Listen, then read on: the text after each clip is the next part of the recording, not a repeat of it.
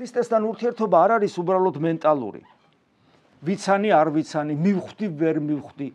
ქრისტესთან საჭიროა ონტოლოგიური, ანუ არსობრივი კავშირი. ღმერთი იმიტომ არ მოსულა, რომ მხოლოდ მეცნო და ის თავისთვის მე ჩემთვის.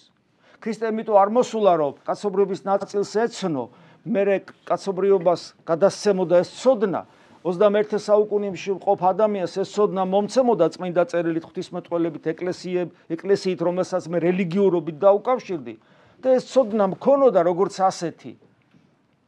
როგორც ცოდნა, რელიგიური, სოფხედელობრივი, ეს არ არის საკმარისი. და ხსომებოდა, აი 2000 წლის წინ ღმერთი მოვიდა ადამიანად და რა კარგია, ესეთი რამე მოხდა და მე რა ამ დროს.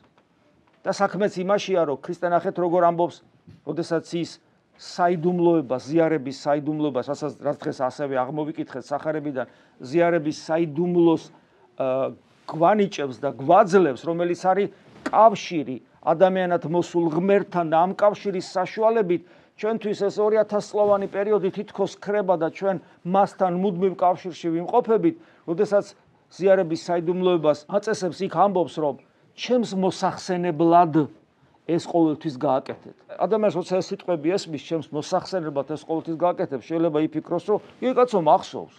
და თუ მახსოვს, ასაჭიროა ზიარება. საქმეც იმაშია, როცა საუბარია ღმერთის ხსოვნაზე, აქ მენტალური ხსოვნა კი არ იგულისხმება. აქ არსობრივი კავშირი იგულისხმება. მახსოვს, ანუ ვიცი, ანუ მაქვს კავშირი არა მარტო ლოგიკური აპარატით, ჩემი ტვინის ფუნქციით, მეხსიერებით, არამედ მთლიანად ჩემი არსებით, ხორცით, სულით, გზნობებით, ემოციებით, ჩემი პოტენციური უკვდავებით, ყველაფრით. და ჩემი იმ უნარების რეალიზებით, რომელი უნარების ღმერთმა ჩემში ჩადო, თავისუფლება, ღვთისხატება და მსგავსება, ღვთისშვილობა, მარადიული მყოფობა, ყოფნა იქ, სადაც ღმერთია. აი ეს უნარი ცოცხლდება, აი ამ დიდი საიდუმლოებით, რომელსაც ზიარების საიდუმლოება ქვია.